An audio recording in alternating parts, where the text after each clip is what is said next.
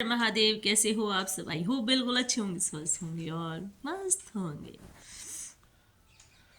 सर्दियाँ चालू होते ही नाक भी चालू हो जाते हैं और पूरी सर्दी ही नाक बंद नहीं होते हैं। गला जाम, नाक बहना, नाक में बाढ़ आ जाना गला ब्लॉक, बोल ली नहीं निकलती। दूध बंद कर दिया। हाँ। और दूसरी बात ये कहना चाहती हूँ मैं कि आप चाहे कितना भी अकेला रह लो, आप चाहे कितना भी दूसरों से कोई भी बातचीत ना करो, अपने घर पे अकेला मस्ती में रहो। मतलब कोई किसी से लेना देना नहीं है ना। और क्योंकि हम सोचते हैं कि ना किसी के पास जाएंगे, ना किसी से बात करेंगे, ना मनमुटाव होगा, ना किसी की सुनेंगे ना किसी को सुनाएंगे, तो अपनी मस्ती में मस्त रहो। क्योंकि जहाँ दो आदमी बैठते हैं तो वहाँ तो मनमुटाव, लड़ाई झगड़ा तो होता ही है ना, थोड़ा कभी लॉन्ग टाइम के बाद भी। तो इससे अच्छा है ना कि सबसे बात करो तो इतनी ही करो कि रिश्ता भी निभ जाए और बात भी बनी रहे और लड़ाई झगड़ा भी ना हो। लेकिन उसके बावजूद भी ना आपको लोग बाग है ना घर पे टिकने नहीं देते हैं। मतलब कि आपको बैठे बिठाए छेड़ेंगे जरूर। भाई साहब नीलेर को अगर कोई छेड़ देता ना कसम से, फिर तो मैं ना उसकी वाट लगा देते हो। वाट लगा। वाट ऐसे नहीं लगाती हूँ मैं, खैर मजाक है।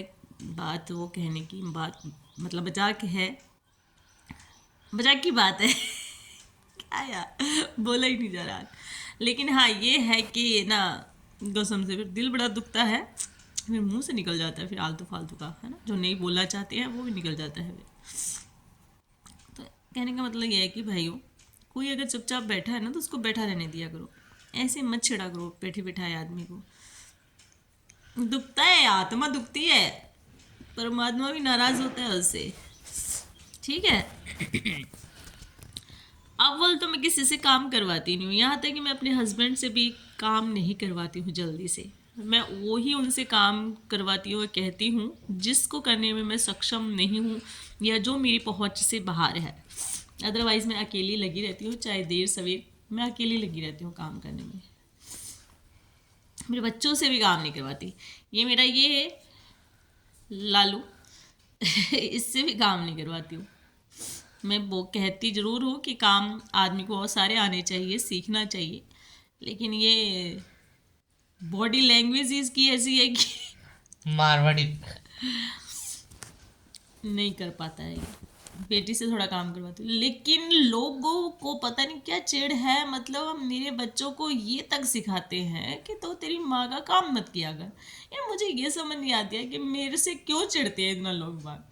मैं किसी के सुख में नहीं, किसी के दुख में नहीं, किसी के आती नहीं, किसी के जाती नहीं, उसके बावजूद भी लोग बाग मुझसे इतना चिढ़ते हैं। मतलब क्या ही बताऊँ है कुकु, क्यों चिढ़ती है इतना लोग मुझसे। अब मेरे को क्या बता। मैं ना किसी की रीस करती हूँ, ना किसी से ईर्ष्या करती हूँ, ना किसी के जलन करती हूँ, फिर भी पता नहीं लोग बाग मुझसे इतनी जलन क्यों करते हैं भाई। हाँ चलो कोई नहीं, उनकी सोच, कुछ भी करें नहीं भाई, हम तो ऐसे ही अपना जीवन यापन करते हैं। यार हर आदमी किसी न किसी बीमारी से, हर आदमी किसी न किसी तकलीफ से जूझ रहा होता है। उसको जरूरी नहीं है कि उसकी शक्ल तुम्हें अच्छी दिख रही है और फिट दिख रहा है तुम्हें तो वो फिट होगा अंदर से। अंदर से फिट नहीं होते हैं कई, बाहर से चाहे दिख रही हूँ लाख, लेकिन अंदर से फिट नहीं होती हैं। ठीक है। अब मुझे कोई ना कोई परेशानी चलती रहती है मेरे साथ, हाँ मैं लेकिन इग्नोर करने की कोशिश करती हूँ और करती भी हूँ सारे काम। लेकिन लोगों को ये लगता है कि भाई साहब ये फिट कैसे दिखती है, इसकी टांगड़ी कैसे खींचे है, इसकी इसको नीचे कैसे गिरा है। मर जाने हो जीने दो। पहले कोलेस्ट्रॉल बढ़ रहा है मेरा। मर चढ़िया है पता नहीं कब क्या हो जाए। राजेंद्र। जीने दो है? अपने खुद के मसले सुलझाओ, दूसरों के मत उलझाओ।